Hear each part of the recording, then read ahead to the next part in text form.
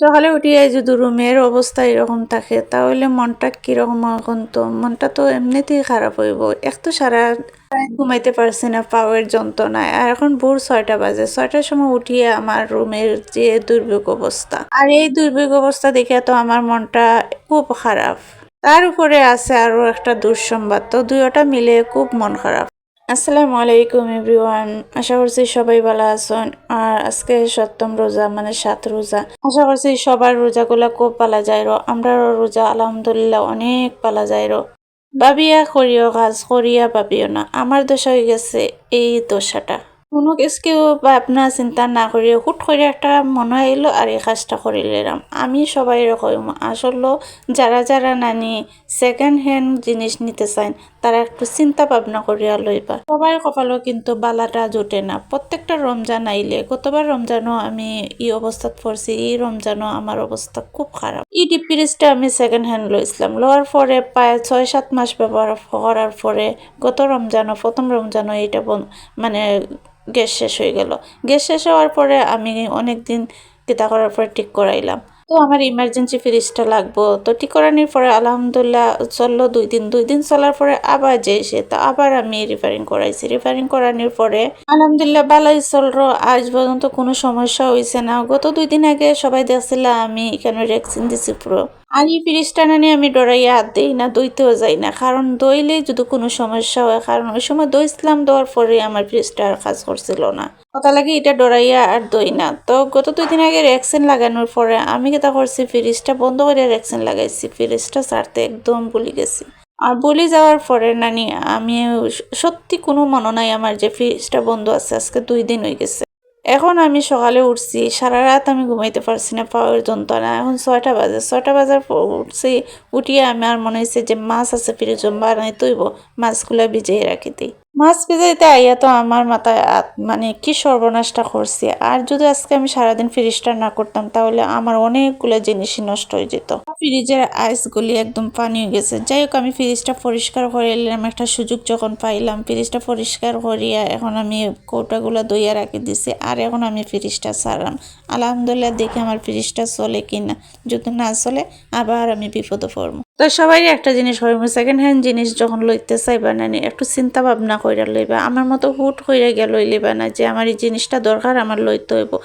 2 টাকা বলন দিয়ে নতুন জিনিস পালা, ধৈর্য ধৈর্য নতুন একটা জিনিস যদি লইতে পারো না, এটা আমি মনে করি সবচেয়ে ভালো। আমি জীবনে তবা করলাম আর আমি সেকেন্ড হ্যান্ড জিনিস লইতাম না। যাই হোক, আইয়া আমি আমার বিছনাটা তুলে নিলাম, কারণ আজকে তো আর ঘুম হয়েছে না। প্রায় আধা ঘন্টা সময় আমি ঘুমাইছি না। ঘুম থেকে উঠিয়া যে লাগছি পরে এগুলো আটাই এখন আমি আমার বিছনাটা তুলে নিলাম। আইলাম পাশের রুমে, আজকের পাশের রুমে চাদরটা চেঞ্জ করাইলাম। চাদরটা খুবই ময়লা হয়েছে, আর ময়লা চাদর বইতেও ভালো লাগে না। তাকি না ঠিক আছে, এই রুমও কেউ টাকা পড়ে না, রুমটা ফাঁকা থাকে, তারপরেও চাদর ময়লা হয়ে যায়। আর চাদর যদি সপ্তাহে ক্লিন করে নেয় তাহলে ভালো লাগে, আর সপ্তাহে গেলে কি মনে হয় এটা বোয়ার মতো জায়গা থাকে না। তো আমার চাদরটা সুন্দর মতো বিছানি হয়ে গেছে। আর চাদর লই না নিয়ে এত সুন্দর সুন্দর, কিন্তু আমার চাদরে যে কিরকম দাগ পড়ে আমি নিজেই বুঝতে পারি না। চাদরগুলো একদম দাগ হয়ে যায়। এদিকে আমার পুরিয়ে আমার দিল পেঁয়াজ একটা গোসাই। আজকে সকালে তাই মনে হয়েছে তাই নিজে তরকারি রান্না করবা। আমি কইলাম যে আমি রান্না করবো, না আমি রান্না করবো আমার তরকারি। তো তাই যখন রান্না করতে করোকা, এদিকে আমি সবগুলা কাপড় ওয়াশিনও দিলাম। চাদরটাতে চলছে, চাদরটাও দিলাইলাম এখানে দিয়া। আমি এদিকে দেখুন আমি নতুন যে পর্দা আনছি, পর্দাগুলা আপনার দেখালাম, কয়রাম না নিয়ে একটা টুরেজ আছে, আমি একটা নিউ জিনিস আনলাম। নিউ জিনিসটা হয়েছে গিয়া আমি আমার ড্রয়িং রুমের পর্দাটা চেঞ্জ করছি। আর এই পর্দাটা না নিয়ে আমার কাছে খুব ভালো লাগে, বেশি ভালো লাগে বেলভেটের পর্দাগুলো। তো আমরা সিলেট মার্কেটও খুঁজতে খুঁজতে বেলভেটের পর্দা আর আমি পাইলাম না। না পাইয়া আমি দোকান থেকে এইটা আনলাম। আর অনলাইনে অর্ডার দিয়ে বেলভেট পর্দা পাওয়া যায়, কিন্তু আমি বিশ্বাসী না কতটুক বালা দিব না দিব। পরে আমি এটাই লই আইছি। আর কেমন হইলো পর্দাটা অবশ্যই কমেন্ট কইরা জানাইবা। এদিকে দেখুন আমার ফ্রিজও কতটা কৌটা আমি গত রমজানে লইছিলাম। এই কৌটাগুলা পরিষ্কার করে দিলাম, সবগুলা জিনিস আমি পালাই দিলাম। পালাইয়া কৌটাগুলা ধুইয়া আমি কেন উল্টাই রাখে দিছিলাম। তো এখন কৌটাগুলা শুকাই গেছে। কৌটা না পাইয়া আমি আবার নতুন কৌটা লইছি প্রথম রমজানও ছানা টানা রাখার লাগে। এগুলো আমি রাখছিলাম যাতে আমি সবজি টবজি পূজন করিয়া রাখতে পারি তার লাগে। এরপরে আমি খেজুরগুলা কৌটার মাঝে রাখি দেবো। একটা দিনের লাগি নানি আমার খেজুর আনতে হইলো। জাফরিনের আব্বু আবার খেজুর দিয়ে দিছেন। খেজুরগুলা আইব, একদিন লাগবে সময়। আজকে প্রায় যেহেতু কালকে খেজুরগুলা আইব, তো এখন আমি এগুলো লই আইছি, এগুলো আমি এখন কৌটাত ভরিয়া রাখি দিলাম, কারণ প্রতিদিন রমজানও কিন্তু খেজুর লাগে। খেজুর ছাড়া কিন্তু ইফতার হয় না। আর আমি কেন খেজুর আর টেসমি রুয়াবজা সব কিছু মাইক্রোওভেনের উপরে রাখি দিছে, কারণ রুমটা যেহেতু ছোটো নানি।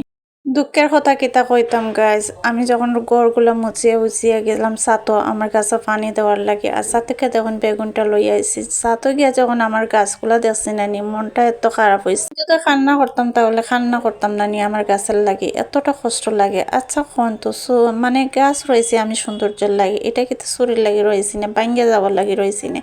প্রথম দিন দেখলাম গিয়ে আমার কাছে সব মরিচগুলাকে যেন পারিয়া নিছে। লাগার পরে আমি মানিয়া নিছি, যে একজনের শখ লাগছে নিজে কিনিয়া খাই লিছে। আজকে যখন আমি পানি দেওয়াত গেছি গিয়া দিকে আমার বেগুনের যত আগা আছে ডাল আছে সবগুলাকে যেন ভাঙ্গিয়া গেছে কি, তখন আমার মানে আমি শুধু কান্না করতে পারছি না আর কিতা কইতাম। তো এখন আমি শুটকির লাগি সবজিগুলো বানাইলাম, এখানে আমি শুটকি রান্না করবো, দিলাম পুঁই শাকের পাতা, বেগুন, আলু আর মিষ্টি কুমড়া এক টুকরা আসলো, এটা কিছু দিয়া নানি আমরা সিলেটি যখন শুটকি রান্ধি শুটকিটা নানি খুব মজার হয়। এরপরে দেখুন আমার ফুরি বাইনা ধরছে একটু বাইরে যাইব নুডলস আনতো, একটা নুডলস নানি আপন বাজার পাইছে, এটা তাই এত ভালো লাগছে। তো তাই এটা আনার লাগে নানি বাইনা ধরছে, বাইনা ধরতে বাড়াইলাম, বাড়াইয়া দেখি ইফতারের টাইম হয়ে যায়, আমার তো আর শুটকি রান্না করা হইতো না, আর বাসায় কিছু রান্না করছি না। তো ওইখান থেকে আমি ইফতারটা লইলাম। আর আজকে সিলেটের বাজার দেখুন, আমার বাসার সামনে আমি এরকম ভিড় কোনো সময় দেখিনি, ঠিক আছে ভিড় থাকে, কিন্তু আজকে এত ভিড় আর এত যানজট দেখে নানি একদম অবস্থা খারাপ, মানে রাস্তা পাওয়ার মতো মানে কিতা নাই। আমরা গরু আইতে আইতে দেখা যায় ইফতারের টাইম হয়ে গেছে, আইয়া এখন আমরা ইফতারটা লইলাম। আর এখানে লইছে নানি বিরিয়ানি আর মানে ইফতার আইটেম যা যা আছে সব কিছু লইছি। তো ওইখানে একটা কথা কইতেছে, এতগুলো ইফতার আনছি আমি, মাত্র 200 টাকা টিকেন্সে আনছি, কিন্তু একটুকু ইফতার খাইতে পারছি না। বাইরের ইফতার যে এত খারাপ হয়, মানে আমি চিন্তা করতে পারলাম না, এত খারাপ আর মনে হয়েছে নষ্ট। যারা ব্যবসা করে তারার উদ্দেশ্য কইমা আসলে এরকম নষ্ট ইফতার দেওয়া রোজা মাসে একেবারে ঠিক না। একজন মানুষ সারাদিন রোজা রেখে ইফতার করবো। তো আজকের মতো ভিডিওটা শেষ করি।